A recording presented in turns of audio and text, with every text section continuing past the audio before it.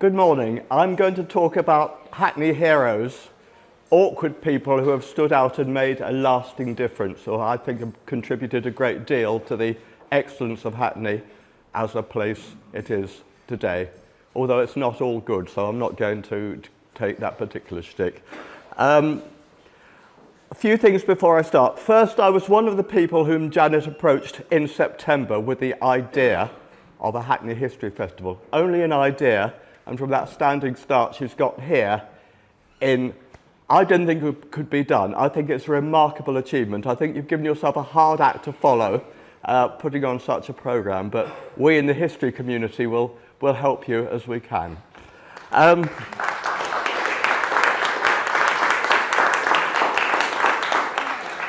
Second, this is Hackney Heroes 1, HH1. I did warn Janet about this, but the publicity didn't get amended in time. I have 7 heroes, and I realised that I couldn't, because you have to keep on time in a festival. I couldn't do them all justice, so I'm only going to talk about 3 today. I'm not going to talk about the saving of Sutton House. I'd love to talk about it. I've written an article about it in Hackney History, which you can buy outside. But that's going to be next year if I'm invited back. Right.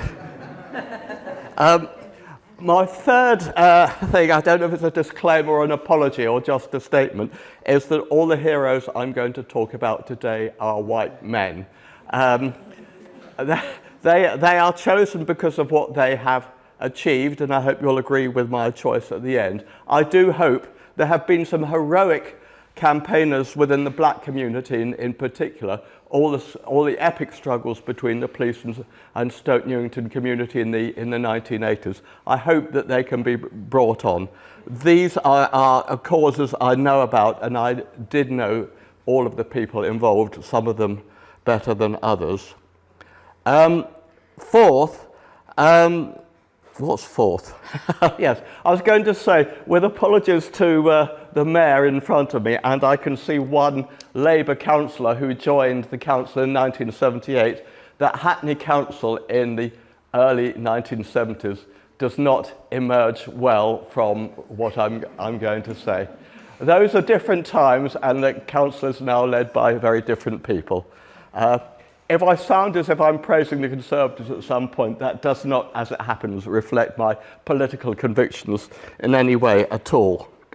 I'll try to keep on time, and Janet will tell me if I'm wandering, because I do tend to. Am I doing all right? Yeah, yes. I don't know what you've done with the projector. Oh, right. And lastly, I want to say, before I start, I'm wearing my St Augustine's Tower badge today. The tower is open from 12 to 4. It's a wonderful day to go up the tower, not only because it's warm and sunny, but it's extremely clear. So if you have time to go over the tower just across the churchyard, you won't regret the journey. Only press that one. I didn't press anything. Okay. So my story starts in 1968. That's quite a significant year. Neil mentioned the community activism which took hold in Hackney Downs School when he was there, and the very excellent school newspaper they called, which very wittily, Hackney Miscarriage. And Stuart Weir, my first hero, this is a recent picture of him, and this is a picture which the family provided of Stuart, a digitised, old-fashioned image from close at the time. It's not very clear, but it does capture, I hope, for me at any rate, having known him very well, the mischievousness of the man. He's sadly now quite demented and living in an old people's home. He came from elsewhere. In fact, most of the Hackney heroes I will talk about did come to Hackney from elsewhere. I think Hackney has drawn in non-conformist types who have made a great contribution to the place it's become. He went to Oxford. He became a journalist, first on the Oxford Mail and then the Times, where he edited the diary with his friend and neighbour, Robin Young. In later life, he was the head of Citizens' Rights Office at Child Poverty Action Group, where he was my boss, and he was later editor of the New Statesman, a professor of politics at Essex University with a special interest in democratic accountability, and a sponsor of Charter 88. Although he was too old, he was born in 1938 to count as a 60s child, the iconoclasm and disruptiveness, which I think those of us who were there could remember as things that surged up in the 60s, very much represented the man. So this is an image of de Beauvoir Estate, the estate just to the north of the Regent's Canal, which was developed in the mid to late 60s by the process of comprehensive development. Comprehensive development starts with the council announcing its plans and starting to buy up old houses and moving people out and leaving houses out. It starts with planning blight, then it goes on to the process of compulsory purchase, and then the decanting of all the people living in the old streets, the demolition of the old streets, construction of the new flats, and moving in people from the top of the housing waiting list. It was a one-tracked approach taken by Hackney Council, and before that the constituent councils of Shoreditch and Hackney. In fact, in one municipal yearbook, Shoreditch Council boasted that they'd completed their slum clearance programme ahead of schedule of the huge blocks of flats that they were proudly constructing, and the fact that in the future the majority of Shoreditch will be housed in conditions unheard of a generation ago. On that last statement, there was the rub. The old Victorian houses, which are so cherished now, were poorly maintained, landlorded, rent-controlled, dilapidated, deteriorating and overcrowded. And a modern council flat was the dream of most families. The question was there going to be end of the process, or was Hackney going to become one vast council estate over the course of time? Which is what would have happened, broadly speaking, if things had gone on as they did. At a national level, the Labour government in the 60s was beginning to shift its emphasis. There was a white paper called Old Houses into New Homes, which became the Housing Act in 1969, which led to the first general improvement areas, and a realisation that old communities and old streets had a value. So that change of perception, and Young and Wilmot and all their books about community life in East London were important and influential. That perception was taking hold at the central level, but none of it had really penetrated the minds of the Hackney councillors at the time. I just put up that picture, which is de Beauvoir Square, a contemporary picture of de Beauvoir Square about 1970, and you can spot the makes of cars there. So let Stuart's words take over. It didn't look good. It was on the brink of the May 1968 local elections. Robin Young, my friend and neighbour, and I had trawled the streets of de Beauvoir with a megaphone, inviting everyone to the crypt of St Peter's Church to save de Beaver from redevelopment.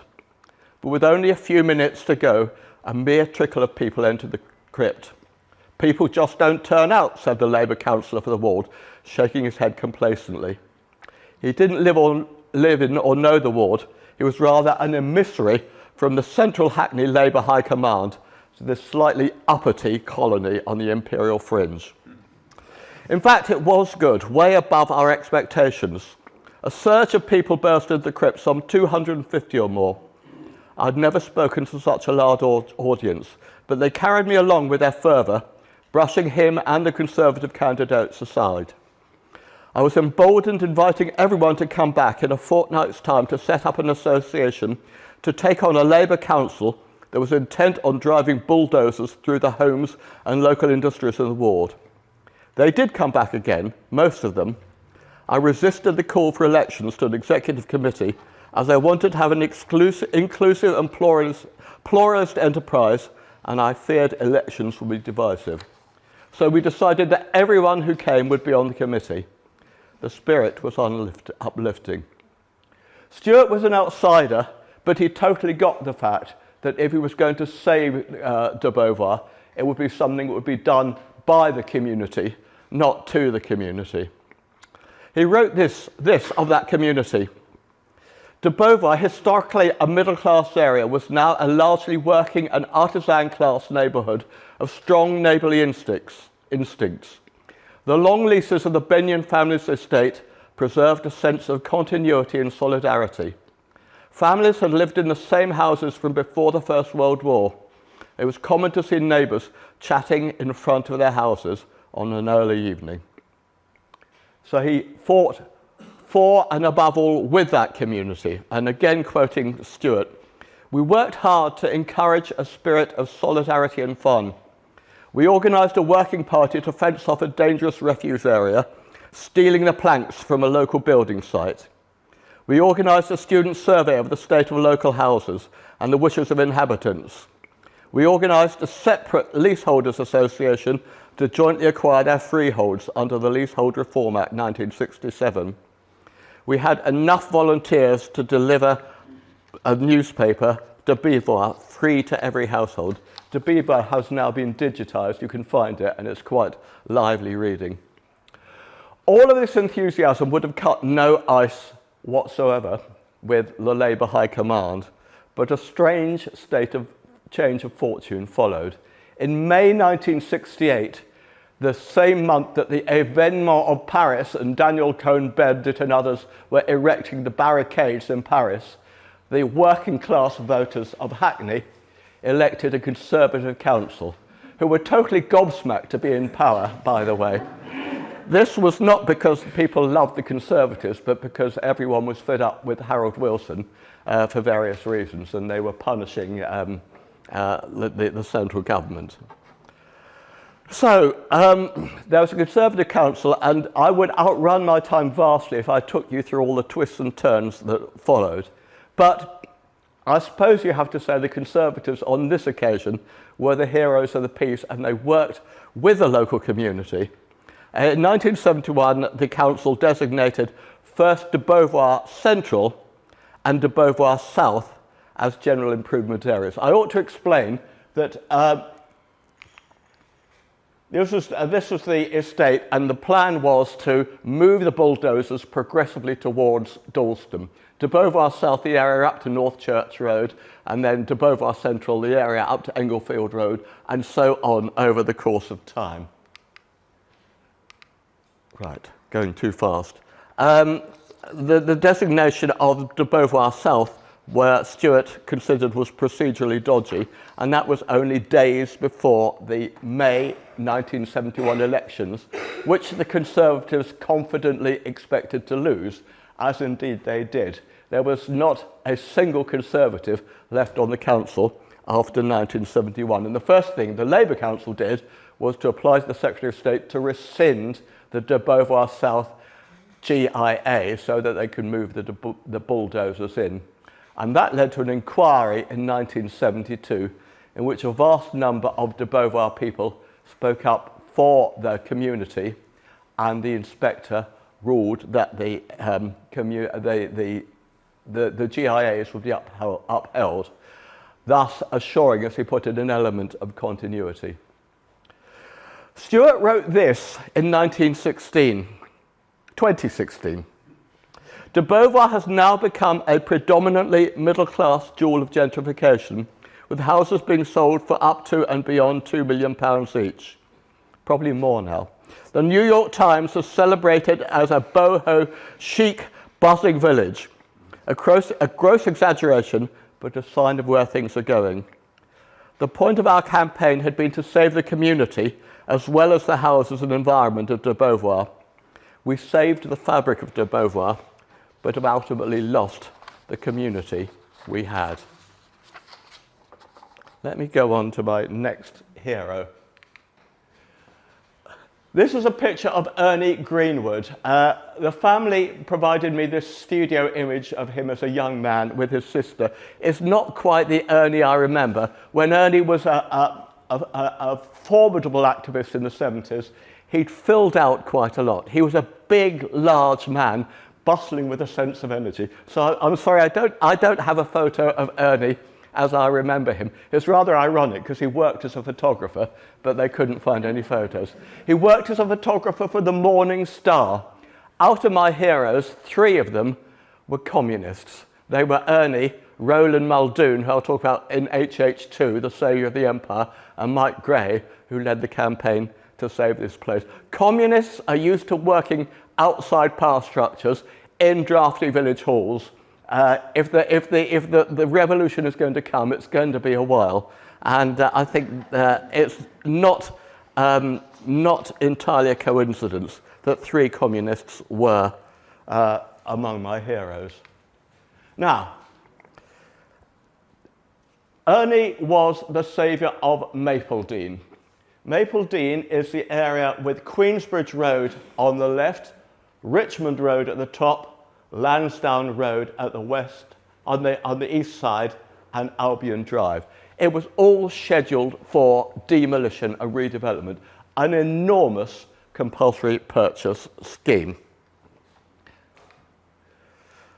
Over the road in Queensbridge, over the Queensbridge Road, Holly Street was the biggest comprehensive redevelopment in the 60s, going over into 1970. There were 4 tower blocks, of which 3 have since been demolished, and then these famous low-rise blocks, the snake blocks, which looked quite nice with grey bricks and all with names of trees, but they were crappily constructed, put together with a system built, and the people who lived there were in terror of having their doors kicked in, of vandalism, of noise. It acquired an evil reputation within a very short period of time.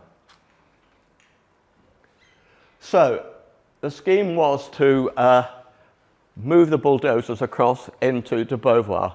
The council had already, before '68, targeted Mapledene. They'd bought a lot of houses, rehoused the tenants and left houses empty, so that planning blight was already in full swing. Right, pause. What am I going to say next? So in '68, the Conservatives came in and they took Mapledene off the redevelopment list, and into the area moved Ernie and Sheila Greenwood. They bought a dilapidated house in a dilapidated street, Lenthall Road, and they had no idea what was afoot. And then Labour got back in, and one day Sheila had an unexpected visitor. These are the notes. I ought to say that Ernie died in 2009. Sheila is still alive. She's in poor health, living in Portsmouth, but wonderfully clear mind. So these are my notes by conversation with Sheila. Not long after we moved in, 2 young people called with clipboards, saying they were doing a survey for the council about housing ownership. I asked, what's this about? And they didn't. Possibly couldn't. They were only kids, really explained. They mentioned something about CPOs and rehousing, but said it was nothing to worry about.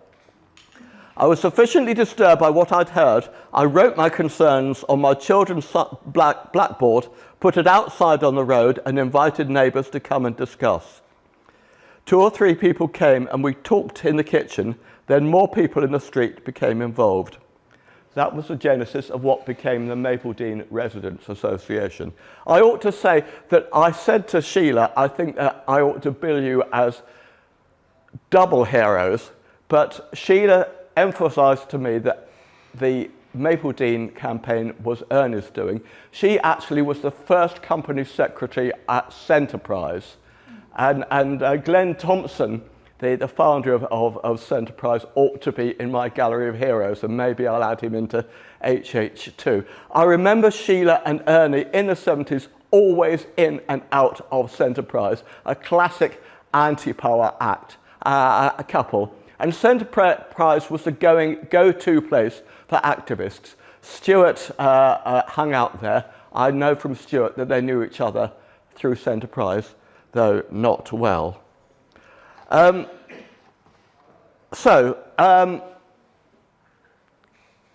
that was what the first they knew, and the steep learning curve was to follow. What was afoot was that the council had commissioned a firm called Ryder Associates to survey the properties in Mapledene, grading them as in good, fairly good, poor or very poor condition.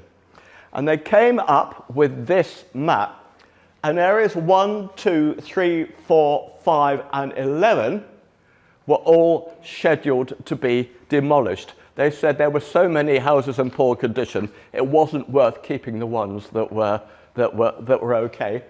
6, 7, 8, 9, 10 were preserved for the time being.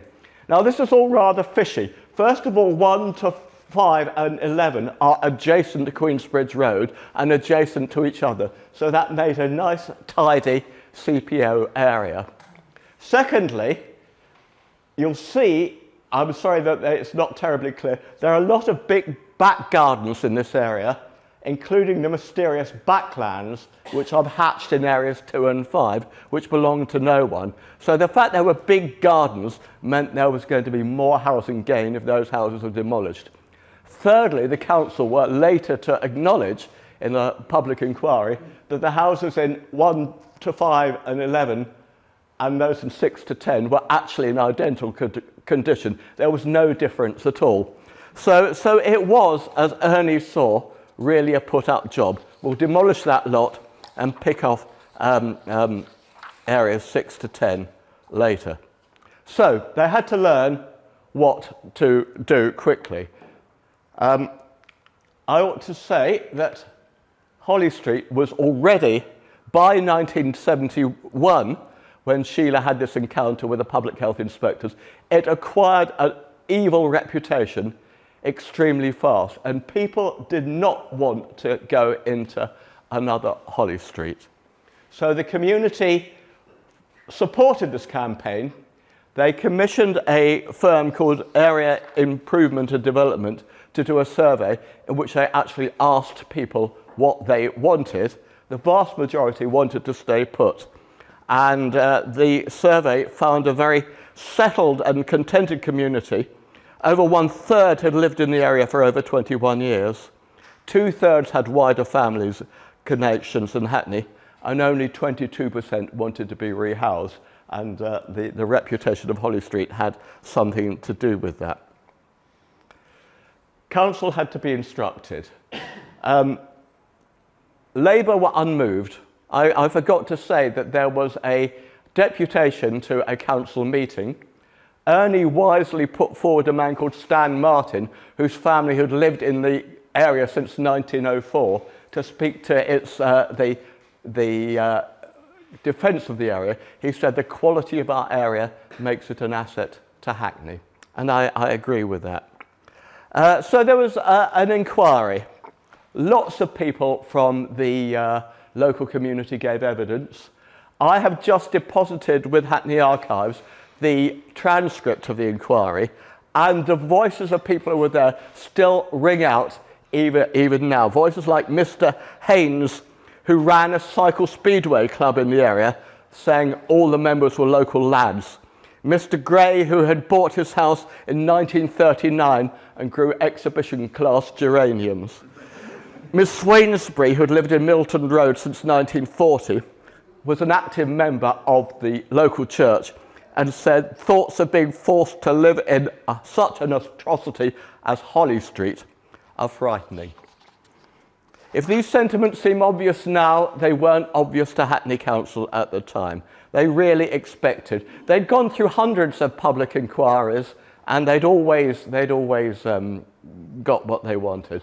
They really did an exceptionally poor job at standing up for their own case at the inquiry. So, the inspector found in favour of the community. He was very condemnatory of Hackney Council. He did say, the planning consultant, that's the Hackney planning consultant, defines one of the objectives of his study as being to assess the needs of the residents. But he freely admitted that despite this defined objective, he did not consider it necessary to have any contact with the residents. This is what Ernie was up against. The council knew best. They knew everyone wanted a council house. They knew everyone would be working class. They knew everybody would vote Labour. It was a grey monocultural. I'm being told to hurry up. Okay. It's only 11. It's not. Well, I have. Well, that's true. That's true. So Mapledene was saved. The whole area became a GIA. What were the consequences of that? Well, Mapledene went down the same road as de Beauvoir, more slowly. De Beauvoir was the first area to be gentrified. It was really an Islington overspill. In those days, people in de Beauvoir pretended to live in Islington. N1, Islington, you see. Now they proudly say they're in Hackney. So de Beauvoir was really an Islington overspill. De Beauvoir, Mapledene more gradually has become very sought-after area, now called London Fields by the estate agents, and Gayhurst is the go-to school for sharp-elbowed parents to get their children into. And the idea of someone like Ernie and Sheila moving into Lentil Road would be inconceivable. The last house to go on Rightmove in Lentil Road went for 2.1 million. From Hackney Council's point of view, it was quite a blow. Mapledene was the area where they wanted to decant. The housing programme had been slowed down by the Conservatives. They wanted to get Mapledene clear as quickly as possible, decant, in order to enable the next cohort of development schemes to go on. As a result of the failure of the Mapledene scheme, which the council were shell-shocked, totally shocked, the number of housing starts fell off considerably in the ensuing years, although they did pick up later on when estates like Jack Dunning Estate came on stream. And by that time, building methods were better. People had learned, oops, press the middle one? No, not the middle one. We have an arch relationship, Janet and I.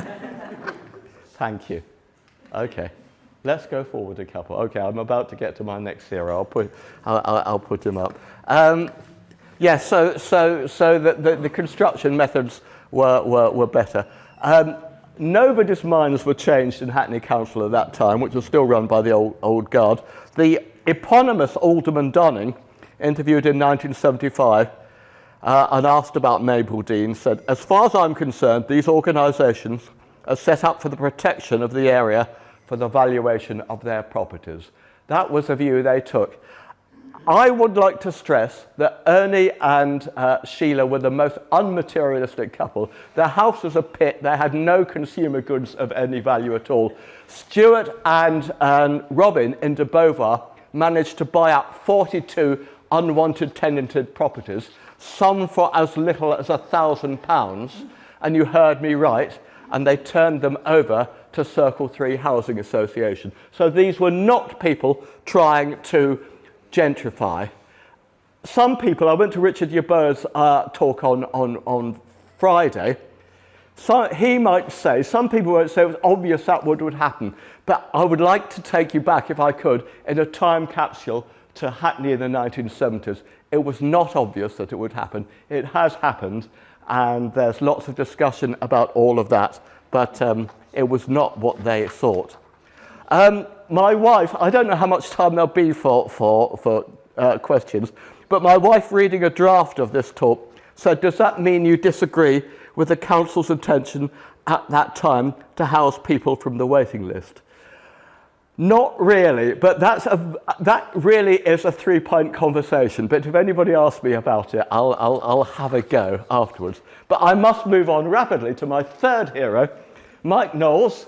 This is a picture I took of him when we went cycling in East Germany in 1990. And his adversary was not Hackney Council, but the even more thick-skulled Lee Valley Regional Park Authority. And if you want to boo and hiss, that's all right with me. I put in my notes, it would be easier to describe Mike than to describe an elephant to someone who's never seen one.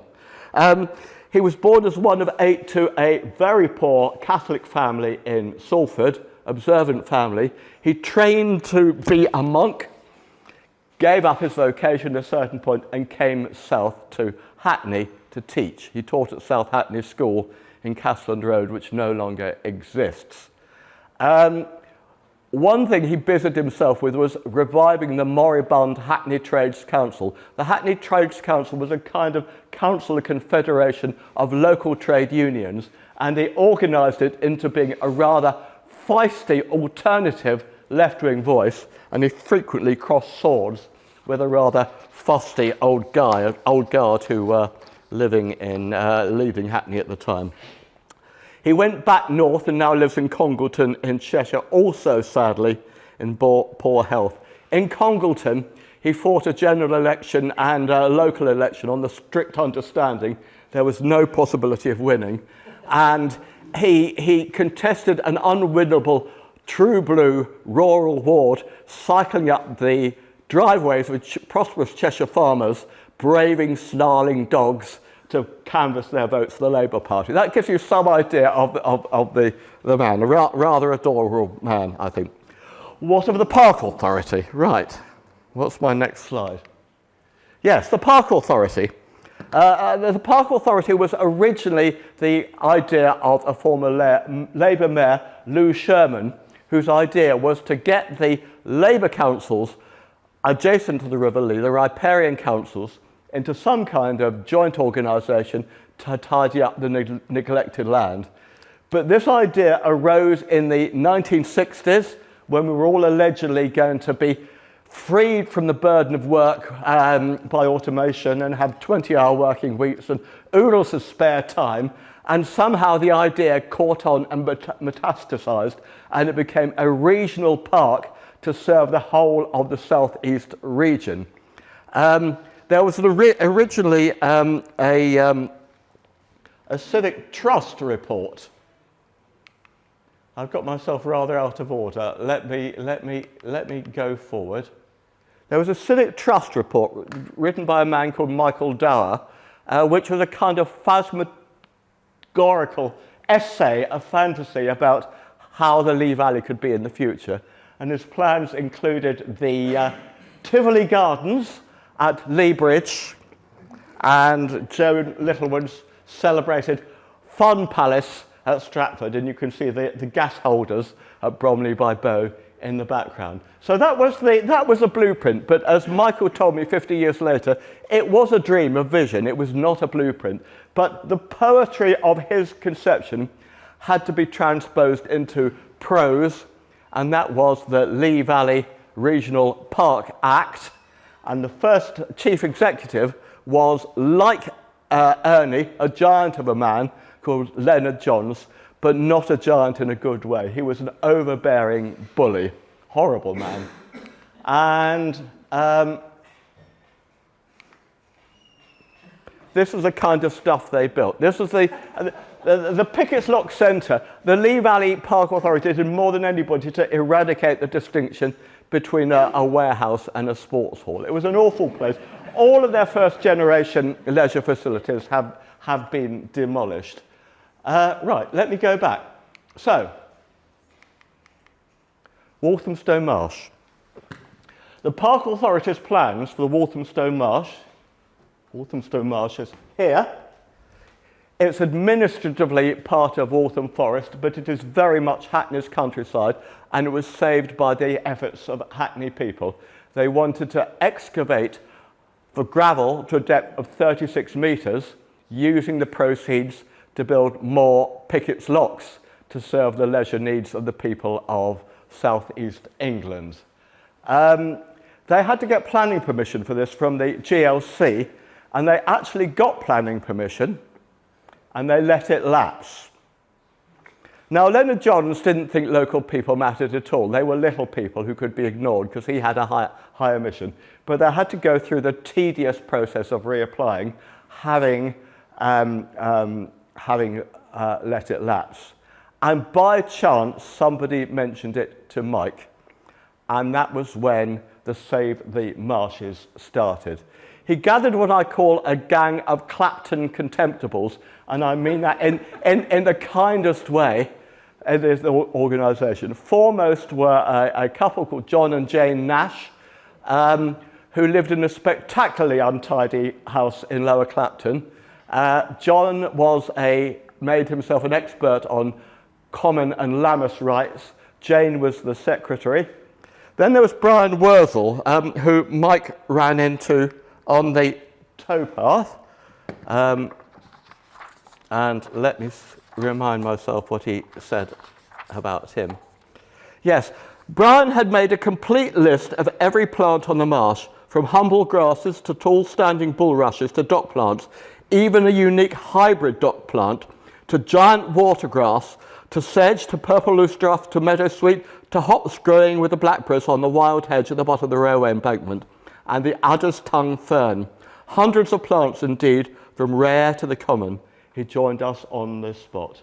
Brian was a Clapton guy, a self-taught botanist.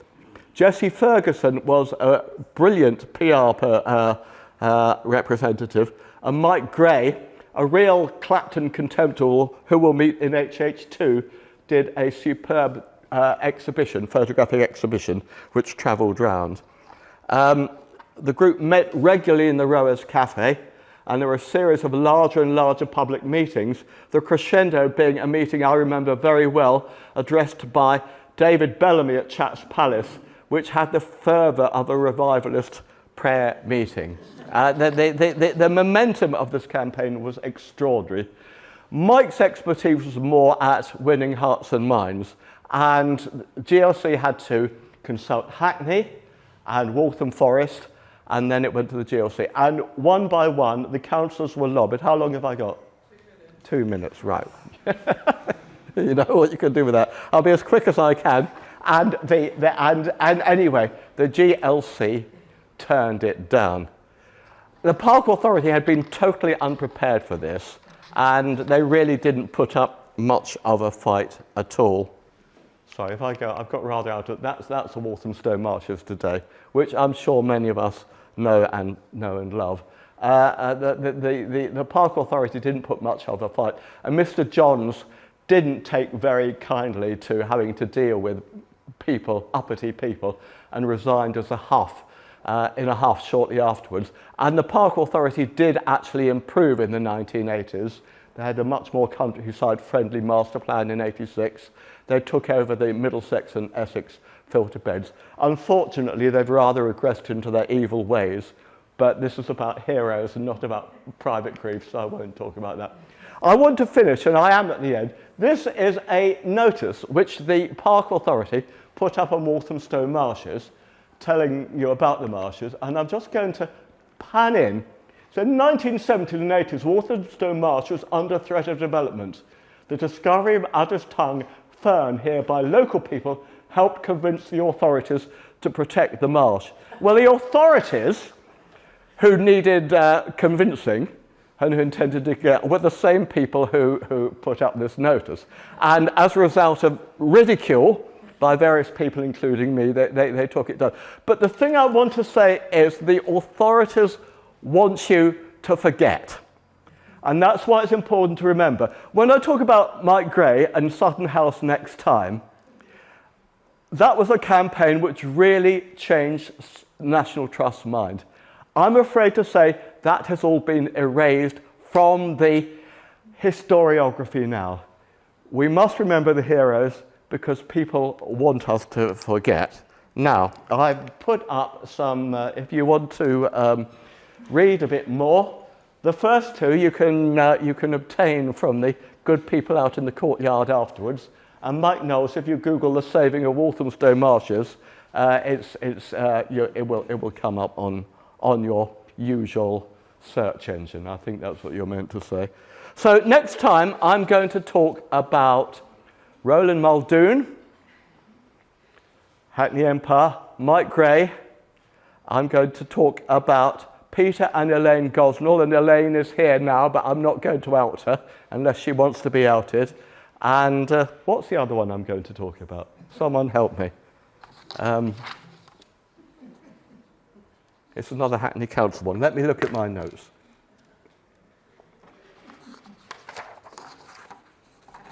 Must be here. Must be here.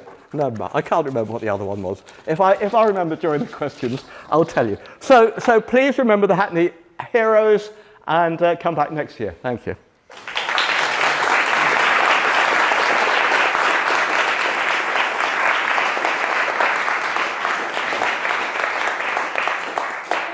Yes, question. So, Laurie, first of all, I think you're going to turn out to be one of the heroes of the saving of the marshes. Yes.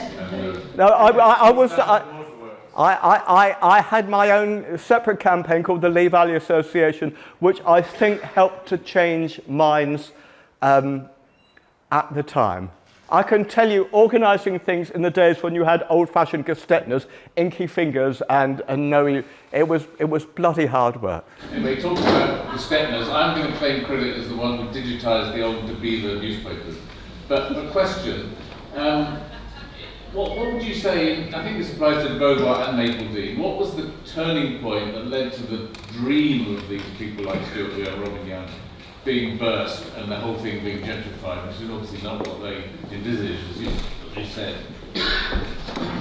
Well, the houses were good. That was one of the things that the Area Improvement Design Survey said. The houses are poorly maintained, they lack modern facilities, but the houses are okay. Now, Jerry Ross, who was a Queensbridge councillor, whom Sheila and Ernie talked to, he said, round here, if you stand in the middle of the road and blow, the houses will fall down. You know, that was the perception of Hackney Council. There had to go every one of them. They were all, if they weren't slums today, they would be slums tomorrow. And that was very clearly articulated but the houses were good and they were cheaper than in Islington. I mean, why am I, you know, actually, I wouldn't have liked to have lived in Islington, but, you know, when we bought a house, there were houses in Hackney were cheap. You know, we're the horrible boomer generation, I suppose. But you know, the houses were good. I'm very glad that we have a mixed economy of Victorian housing and council flats. By God, we need more council flats. You know, and there are many reasons, various reasons, why we haven't got more. You know, and the sale of council flats and housing finance and all the rest. But you know, I'm glad we have the mixed economy. The houses are very nice, you know. I can't say any more than that. But that was very hard to see. I actually saw a play about the Angry Brigade by James Graham, who has written some excellent plays, and he seems to think that middle-class people who were squatting in Hackney in the 1960s dreamed of owning their own house. That wasn't the cast of mind then, as I think you know.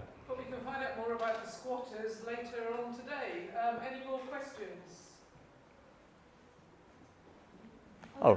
You know, the DOE was very involved in listing the buildings and locally listing buildings, so it wasn't all just, it was nationally, it was considered important and beautiful buildings. I did mean to say, neglect to say, that in the next street to Lentil Road, where Ernie and Sheila lived, Mapledene Road, there are a row of houses, number 63 to 71, which were condemned as unfit by the public health inspector, subsequently were listed, and an ambitious young couple called Tony and Sherry Blair moved in there. The first rung on the ladder, we know where that led. Caroline. I should just say about the relationship between Hackney and Islington, because with the boundary changes, of course, Beauvoir remains in Hackney, but we'll have Islington MP now. So we've got that relationship with Meg Hillier and Emily Thornbury, and this sort of reluctant handover, because Meg's done a lot of casework around the Beauvoir and feels quite attached to it. But Emily is coming in as a new queen. So yeah, it's the relationship will get closer, I think is the way I'll frame it. She's central government high command, isn't she? Something like that. Bill? National consensus on the whole business of the changing areas and the occupication seems to have shifted in the last 20 to 30 years. That the good thing is to preserve rather than to destroy. Do you think battles like Mapledene were being reformed then? To battles like Mapledene? It's a very difficult situation. Hackney Council is committed to building 1,500 houses a year.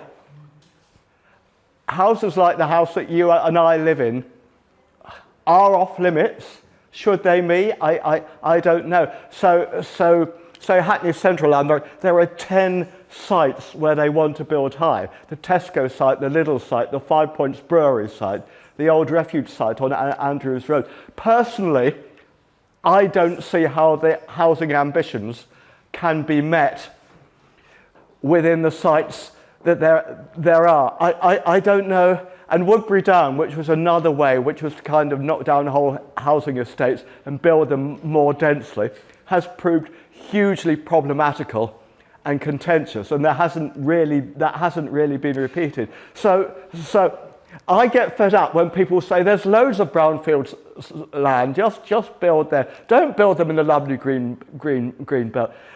It's very, very difficult. I wish you every success. I'd like to comment. Yeah. I mean, to be honest, to have the opportunity to do more house building would be a good problem to have. We've got funding in place for 1,000 new homes, and at the moment the way we're dealing with it in terms of social rent homes is through infill on current estates. And the funding problem there is around how do we, as you'll have seen with a lot of our major projects, we've had problems with contractors. Anybody who's waiting for admin to be completed on time, and within budget, we're waiting hopelessly, including me, in terms of whether the impact of the pandemic, Brexit, supplies, contractors. There's been huge challenges, and that's before you even get into the fact that our right to buy receipts have gone low, and the whole question of right to buy is deeply contentious itself. So there's been a pattern, hasn't there, of working with private developers in order to kind of garner some social rent in amongst a largely private dominated proposal. And I think our plans now, I hope with the new London Mayor and his commitment to 40,000 new social rent homes, is that we can increase on what we have, but at the moment it's through infill. We're avoiding demolition where we can for climate reasons as much as anything else. But there needs to be some real radical thinking. Our housing waiting list is in excess of 10,000 if you kind of go beyond the sort of the current register and look at where the need really is, and we're building 1,000. So there really needs to be some interesting proposals coming out of the new, I hope, Labour government, so that we can tackle that and take lens from everything you've described. Thank you. One more question very quickly. So when did the council start to change its mind? And was that because a new generation of councillors came in, or did the old lags finally see the light? It's been a very long journey from there to here, and all sorts of things have happened in the meanwhile. Hackney control in Hackney changed in 1982 when Anthony Kendall defeated John Cox by 3 votes for leadership of the council. That didn't go particularly well in many ways, and that's another topic we might discuss in the future. I don't think minds were changed. It became more difficult to build council housing because we had an economic crash in the 1970s. The amount of money available became much, much less. And also, in the wake of Ronan Point and all the disasters of system-built construction, people realised things had to be done differently. There was a lot of council housing from the late 70s to early 80s on a low rise. It really dried up more than anything due to Mrs. Thatcher. But meanwhile, the politics of Labour Council changed, but that's an immensely long and complicated story. I don't know if that answers your question, but it's a start anyway.